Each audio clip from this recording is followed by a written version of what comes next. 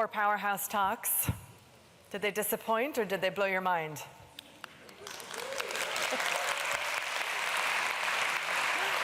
I told you they'd be really good. I'm curious as to which messages, shout them out. I need a bit of audience interaction this morning. Which ones resonated with you the most? Yeah? More? Water. Emotions? Health? Working with nature? We were just discussing backstage, because I'm about to invite someone onto the stage who has things to say to us about the arts and humanities. That sometimes we treat some of these things as separate concepts versus, for instance, STEM.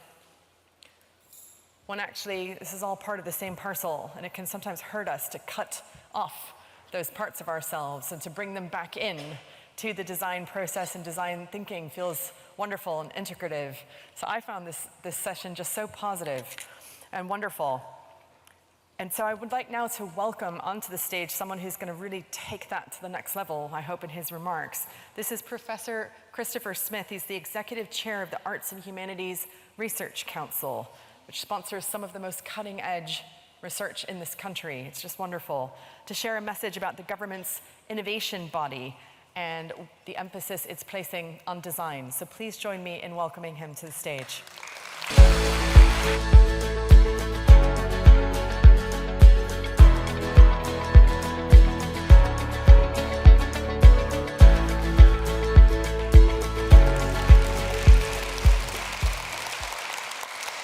Thank you very much. It's an absolute joy for me to be here to support this extraordinary event over these 2 remarkable days, where we think so hard together about how design can change our world and make it a better place.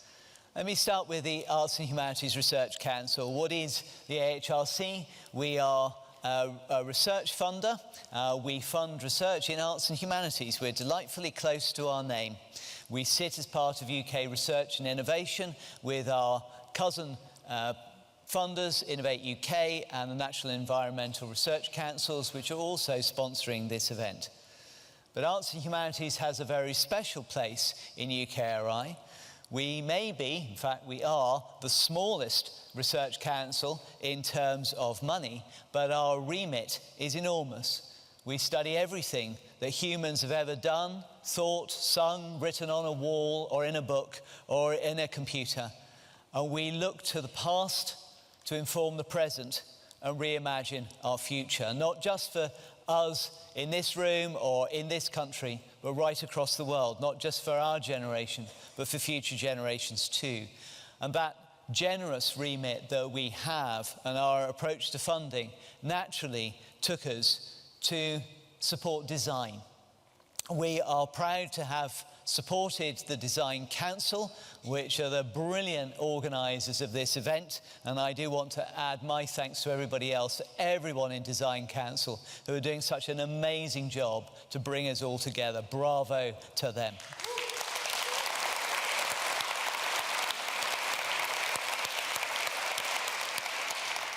But how does design fit with research and innovation? It's easy to think that research and innovation can be a little distant, particularly the research side. How do we bring it directly into contact with society? That's our job in UK research and innovation. Our motto is transforming tomorrow together. We work to support the research that will matter for everybody's lives. And in that mission, we put design at the centre of all our thinking in AHRC, and we are encouraging everybody across UKRI to think about design as the key enabler, the transformer for what they do. If we just take the government's current 5 missions on streets, on hospitals, on schools, on clean energy, every single one of those can only be delivered for the citizens of this country and in a global context if they have design at their heart. Right now, I'm responsible for Safer Streets. And there's a version of Safer Streets which is to gather some data, but there's another version of Safer Streets which is to design our streets better, design our lighting in public spaces better, design our cities better, design our transport system better.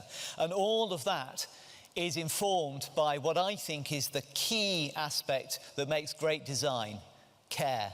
Care for each other, care for the world in which we live. That will, in the end, give us that fifth mission which government has, which is growth. But not any kind of growth, sustainable, regenerative growth. There is no point growing an economy, in my opinion, if it is not done sustainably and with regeneration at its heart. And that's why we are thrilled to be supporting not only this event here, the Design Council and all its activities, not just looking back over their 80 years, but looking ahead to the next 80 years of this remarkable body, but also working with Design Museum to support the work of the Future Observatory, the largest R&D investment in design the UK has ever made, some £40 million, which you'll see represented in some of the exhibits upstairs and around us, but also clusters. So we in AHRC steward the Creative Industries Clusters programme, and we'll be doing so with design at its heart. We bring together here 70 universities, projects such as Natse Audrey Chiesa's Faber Futures Lab on microbes to make better clothes, Decathlon's work on a Futures Lab for reducing carbon, Farrow and Ball, material innovation. All of these and many other examples bring research together with innovation to produce products which are going to make all of our lives better. Design puts humanity at the heart of science. And I'll close with two reasons why design is so important to me in that notion of humanity at the centre of science, in the way that Brian Eno spoke about it and Thomas Heatherwick this morning. It's partly the human. Our emotions, our standpoint, our positionality, our ethics need to be at the centre of everything we design, and we need to build the skills to do that. But also our humanity. Our global humanity, our planetary humanity, our place on planet, but also our future. Design is par excellence the way in which we make our future together. So AHRC with Innovate UK and NERC, as part of UK Research and Innovation, are thrilled to make design a key part of our mission, transforming tomorrow together. Thank you and enjoy the rest of the conference.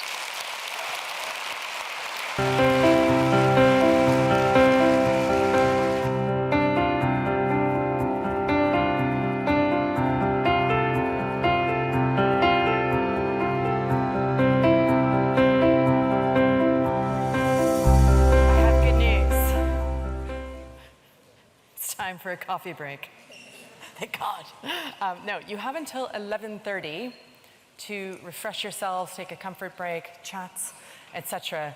If I could ask you to please be back here for 11:30 promptly so we can get started for the next bit. Thank you so much, and we'll see you soon.